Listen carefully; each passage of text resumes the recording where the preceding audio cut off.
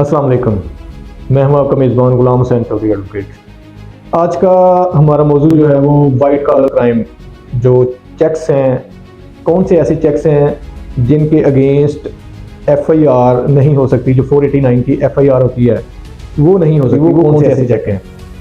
सबसे पहले तो मैं आपको बता देता हूँ कि वो है जी सेल्फ चेक। अगर कोई बंदा किसी को चेक इशू करता है और उसके ऊपर लिख देता है कि ये सेल्फ चेक है, तो सेल्फ चेक का मतलब है कि वो बंदे ने, जिसने चेक दिया है या जिसका चेक है, वो खुद ही कह रहा है कि मुझे कैश दे। तो इसका मतलब है अगर वो ऊपर सेल्फ चेक लिख के किसी को चेक दे देता है तो वो उस चेक के अगेंस्ट उस बंदे के खिलाफ 489F की कार्रवाई नहीं हो सकती, इवन कि एफआईआर भी दर्ज नहीं हो सकती।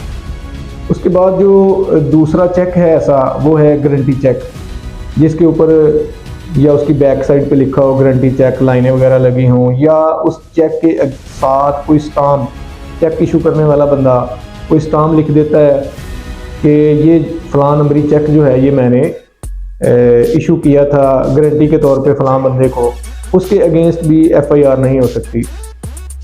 एक और चेक है जी जिसको श्योरिटी कहते हैं। ये गारंटी और श्योरिटी दोनों एक ही चीज़ें हैं। कुछ चेक ऐसे होते हैं जो गुम हो जाते हैं या चोरी हो जाते हैं। अगर तो उनकी रपट दर्ज करवाई है, जिसका चेक है उसने किसी थाने में रपट दर्ज करवाई है गुमशुदगी की या चोरी की, एफआईआर करवाई है कि मेरी चेक बुक या मेरा चेक जो है वो चोरी हो गया। अगर तो एक चेक चोरी हुआ है तो वो चेक का नंबर लिखेगा कि मेरा फ़लाँ नंबरी चेक जो है वो फ़लाँ दिन फ़लाँ जगह पे गिर गया या कोई चोरी करके ले गया।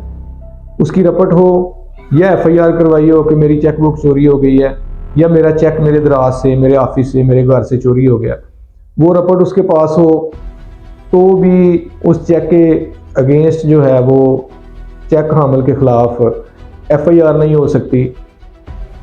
इसके अलावा जो 489F की कार्रवाई है वो मुख्तलिफ तरीक़ों से, अगर कोई किसी को चेक देता है तो वो हो सकती है। ज़ाहिर है ये 2-3 चेक थे जिनको एक्सप्लेन करना था कि इन इस तरह के जो चेक होते हैं उनके अगेंस्ट 489F की कार्रवाई नहीं हो सकती। Thank you.